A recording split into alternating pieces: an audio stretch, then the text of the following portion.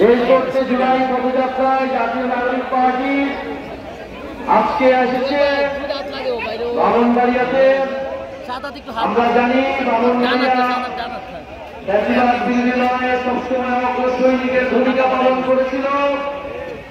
ব্রাহ্মণবাড়িয়ার সাহসী সন্তানেরা বারবার জীবন দিয়েছে, রক্ত দিয়েছে, জাতীয়বাদ বিরোধী রক্ত দিয়েছে, লড়াই করেছে সাহসিকতার সাথে। আমরা জানি শুধু জুলাই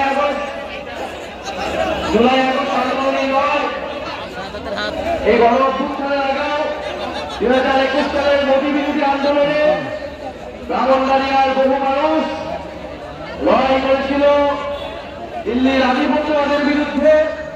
আমাদের অনেক ভাইয়েরা সে সময় শহীদ হয়েছিলেন।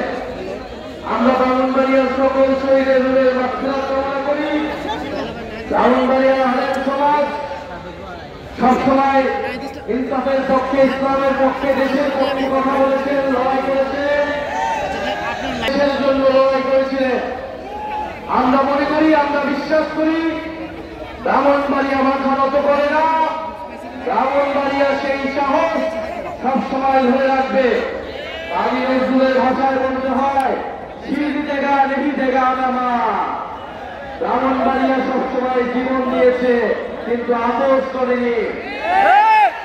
ব্রাহ্মণবাড়িয়াবাসী, আমরা জানি ব্রাহ্মণবাড়িয়া বহু অনেক কিছুর জন্য বিখ্যাত হয়ে রয়েছে।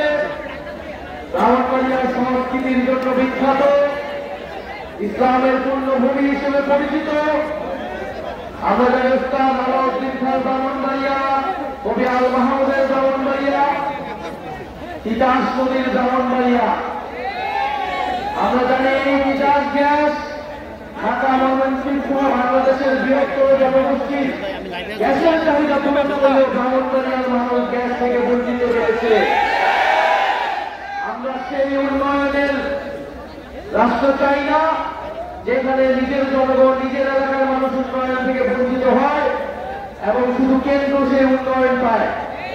আমরা মনে করি উন্নয়ন মানে শুধু ঢাকার উন্নয়ন নয়, বাংলাদেশের প্রত্যেকটি জেলার উন্নয়নের সুষম বন্টন হতে হবে।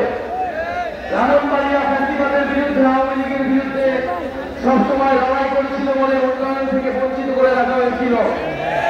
আওয়ামী লীগের রক্তচক্ষুকে চক্ষুশূলে পরিণত হয়েছে, থেকে সবকিছুর উন্নয়ন থেকে ব্রাহ্মণবাড়িয়াকে বঞ্চিত করে রাখা হয়েছিল।